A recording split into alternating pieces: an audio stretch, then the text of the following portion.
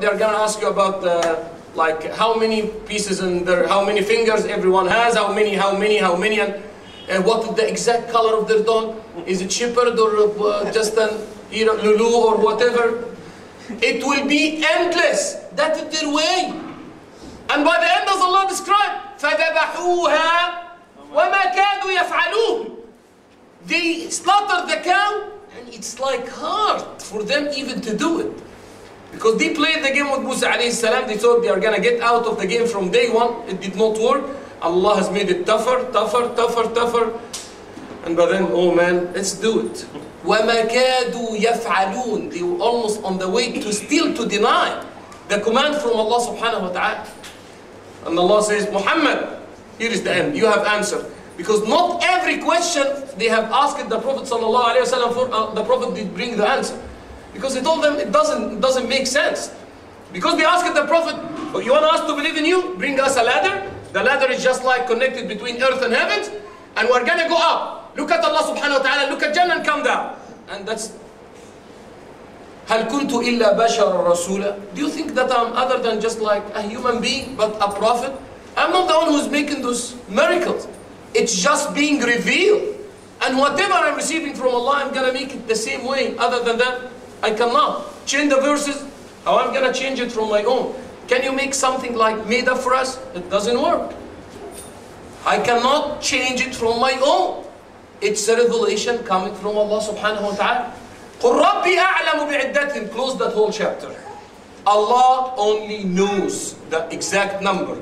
مَا يَعْلَمُهُمْ إِلَّا قَلِيلٌ. Only few from the righteous guys whom Allah subhanahu wa ta'ala has given the knowledge about the number.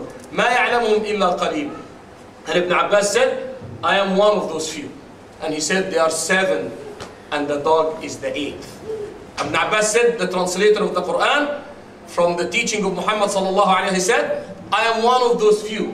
There are 7 and their 8th is the dog. مَا يَعْلَمُهُمْ إِلَّا قَلِيلٌ فَلَا تُمَارِ فِيهِمْ إِلَّا مِرَاءً ظَاهِرًا. Don't keep arguing with them back and forth, because it will not work with those guys. You have brought them the clear answer for the main question. إِلَّا مِرَاءً ظَاهِرًا وَلَا تَسْتَفْتِ فِيهِمْ مِنْهُمْ أَحَدًا. And from now onwards, even because they might tell you, can Muhammad come? We'll give you something, because we mentioned that before. The names of them has never been mentioned in an authentic narration. In the books of the children of Israel, we don't know exactly whether it's authentic or not. The Prophet said, it doesn't matter even for me to know exactly or to differentiate whether your book is authentic or not. Because when the Quran has been revealed, Quran is abrogating whatever is before Quran. It's done. Don't even ask Muhammad them, don't ask them again about anything related to the same story. وَلَا تَسْتَفْتِ فِيهِمْ مِنْهُمْ أَحَدًا. Don't even raise a question about that subject anymore. You have given them the clear answer, and it was done. And inshallah subhanahu wa ta'ala, after 3 weeks, whenever we're going to start back the session of the interpretation, we'll start with the verse that Allah subhanahu wa ta'ala did start with to Muhammad sallallahu alayhi wa sallam before revealing the chapter, when he has been forgotten to say, inshallah, I'm going to give you the answer tomorrow. I'm going to give you the answer tomorrow. That the Prophet used to say to the disbelievers. And Allah subhanahu wa ta'ala has given just him a lesson. Prophet alayhi salatu wasalam remembering Allah every time. But there is an implementation even for that remembrance. And the Prophet is being taught to teach the ummah of Muhammad sallallahu alayhi wa sallam, which will be وَلَا تَقُولَنَّ لِشَيْءٍ إِنِّي فَاعِلٌ ذَلِكَ غَدًا. Never ever say, I'm going to do something tomorrow. Tomorrow in the Arabic language, غَدًا means it can be after 1 minute, it can be after 1 hour, whatever is a future tense. It can be after a year, it can be after anything that has not happened yet, even after a minute. Inshallah, we'll pray Isha Jama'ah. Inshallah, I'm going to drink a cup of tea after 1 minute. Inshallah, I'm going to hit the highway after a few minutes. It might not mean that the next day. Any future tense. ولا تقولن لشيء إني فاعل ذلك غدا إلا يشاء الله. Inshallah subhanahu wa ta'ala, that will be the beginning of our session in Tafseer, inshallah subhanahu wa ta'ala.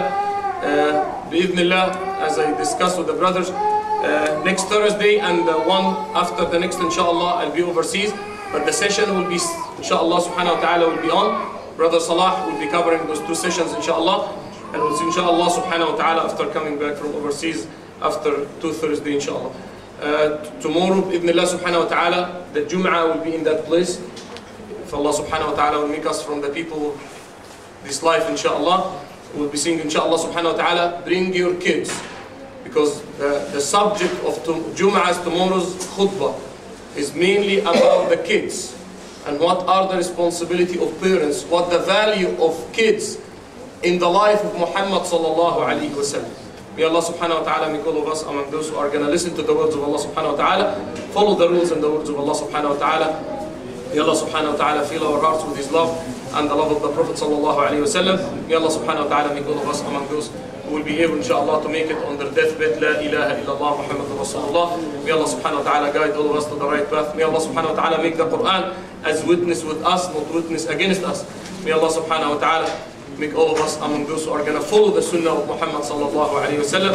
May Allah subhanahu wa ta'ala grant all of us Jannah. May Allah subhanahu wa ta'ala protect all of us from the hellfire. May Allah subhanahu wa ta'ala, as He gathered us in such place, remembering His words, learning the sunnah of Muhammad sallallahu alayhi wa sallam, not to deprive anyone of that gathering inshallah, to come in a such session with Muhammad sallallahu alayhi wa sallam in the paradise. Wa sallallahu ala sayyidina Muhammad وعلى آله وصحبه وسلم. سبحانك اللهم بحمدك نشهد أن لا إله إلا أنت نستغفرك ونتوب إليك.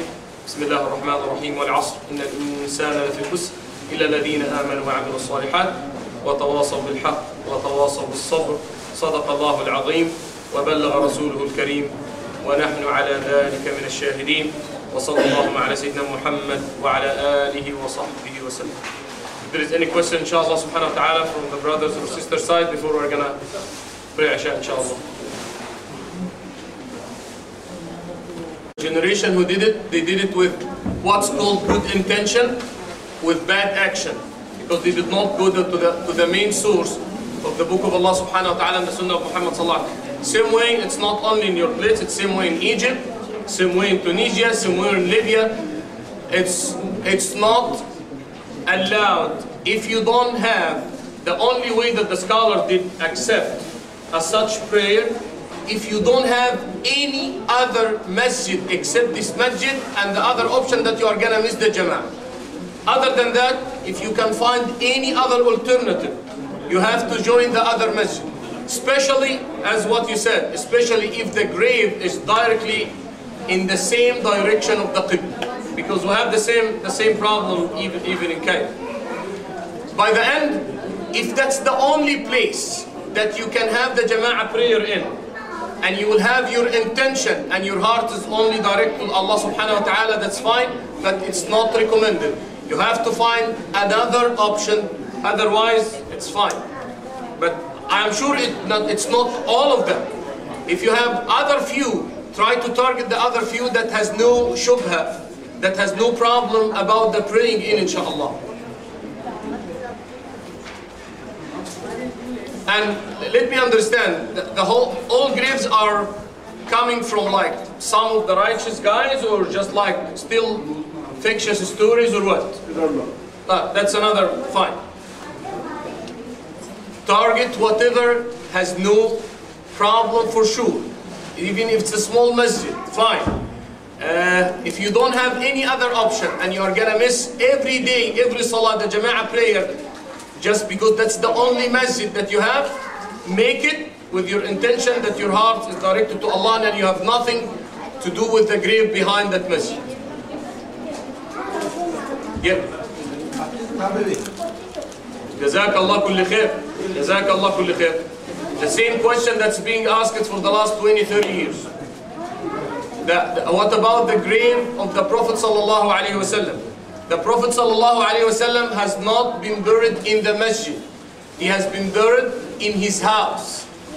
Just 35 years later, when they did the extension of the masjid, the footprint of the new masjid has become encompassing the footprint of the house. And still the house is not a part of the masjid. The Prophet ﷺ has been buried in his house, in the house of Aisha. Because the Prophet said, يُدْفَنُ النَّبِيُّ حَيْثُ مَاتَ. Because it was an argument after his death. And everyone was saying, should we take him to the Baqi'? And Abu Bakr said, no, I heard Muhammad sallallahu alayhi wasallam saying any prophet should be buried in the same place of his death. And at that time, the house of the personal life of Aisha, even the location, the same place for his intercourse, his family life, that was in the house, and it was a door from the house to the masjid. But the house was not a part of the masjid. Just during the time of Abdul Malik ibn Marwan, when they have done the extension for the masjid, the footprint has become a part of the whole footprint of the expansion. But still, it's not a part of the masjid. That's the footprint of the house of Muhammad sallallahu alayhi wasallam. Clear? It's not a masjid.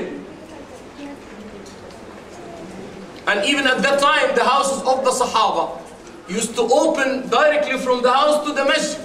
And at a certain extent, the Prophet ﷺ said, all doors, if you will go there, you will see, now right now, it has become numbered from door number 1 to 30, almost to 42. Door number 1 is starting from Salam, number 2 is the door of Abu Bakr. And at a certain time, the Prophet ﷺ said, all doors, because the Sahaba used to have their houses, just they have a back curtain, open it and be inside the masjid. He said from now onwards, all doors should be closed except the door of Abu Bakr. And it has become the only open door till the death of Muhammad sallallahu alayhi wasallam. The only open door from his house directly to the masjid was the door of Abu Bakr, which is right now it's door number 2 next to the gate of Islam inside the masjid.